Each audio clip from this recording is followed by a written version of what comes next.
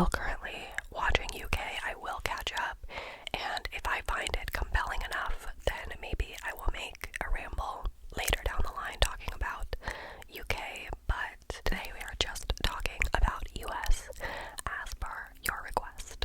At the point of me filming this, we have not gotten to the finale yet, but we have the final 4 couples. We have made it to the finale, and we have met the families,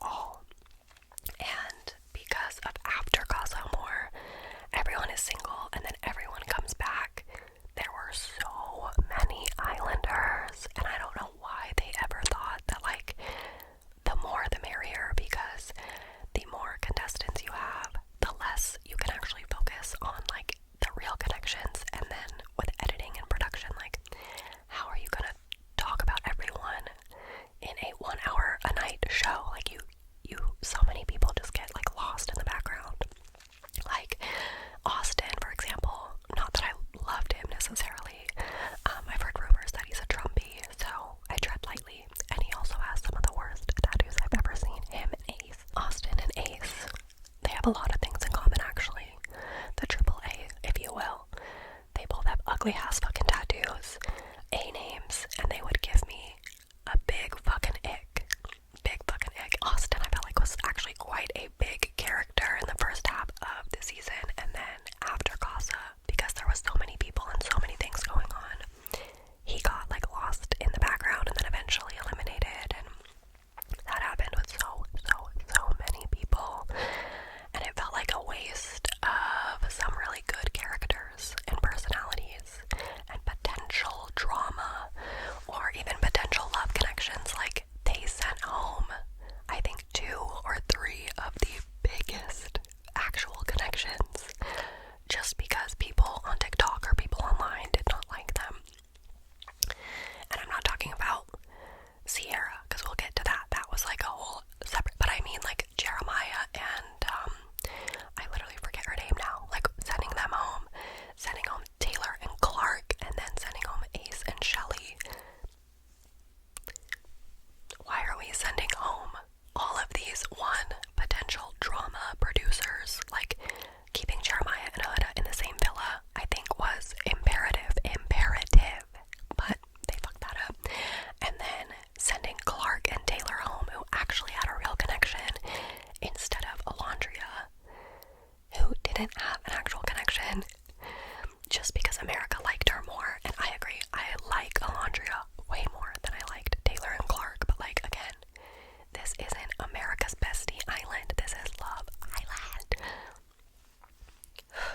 I feel like I might have some hot takes, if I'm being honest, but yeah, I just feel like the producers, they were focused on the wrong things this season, and it definitely got a lot of engagement online, so maybe they think it went well, but I definitely do not see it as nearly as successful of a season as season 6. And I can tell because like half of the couples in the final, I'm like, are we for real? Like, it feels like you guys just got together yesterday. But yeah, so that's kind of how I felt about the overall season, the production choices, the Casa Amor thing. Hated that. But my favorite episode, some of the positives, my favorite episode was definitely, without a doubt, the Megan Thee Stallion twerking challenge. Moments from that episode really made me laugh. And the heart rate challenge, that was a really good episode as well.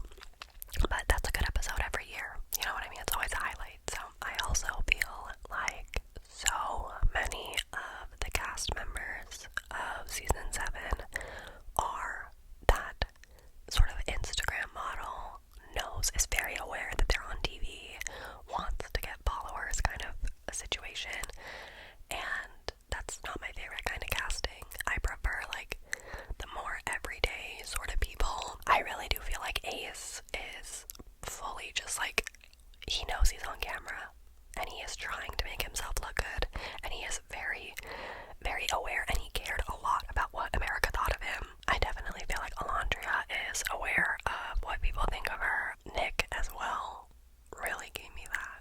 So I just feel like there was a lot of people this season that didn't really necessarily feel like maybe they were there fully for the right reasons. But who am I to say? I don't know these people. And who am I to say what the right reasons are? Because, hey, grow that Instagram following. I don't blame you. But yeah, I don't know. I just didn't love the casting and the production and just a lot of things. But speaking of individual cast members, now let's shift gears a little bit and pull out my notes that I took about individual couples from the Meeting the Family episode is when I was writing these. So they are in no particular order, and we'll discuss and see what I think of your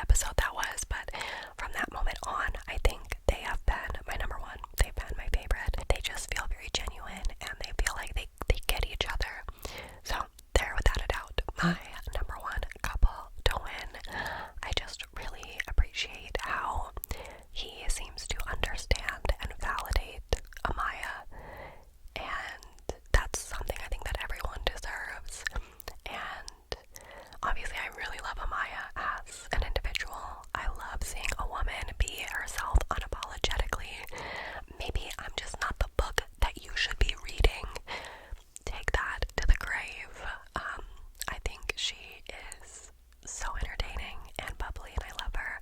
And Brian just seems so chill and genuine, and like he can put up with a little bit of her crazy. Also, I just feel like having two Latino people win Love Island in Trump's America right now would be a slay as well. Like, I love to see them repping their cultures, and I really appreciate them. So they're without a doubt my favorite couple. Probably the best things to say. I don't think I have anything bad to say about Amaya and Brian.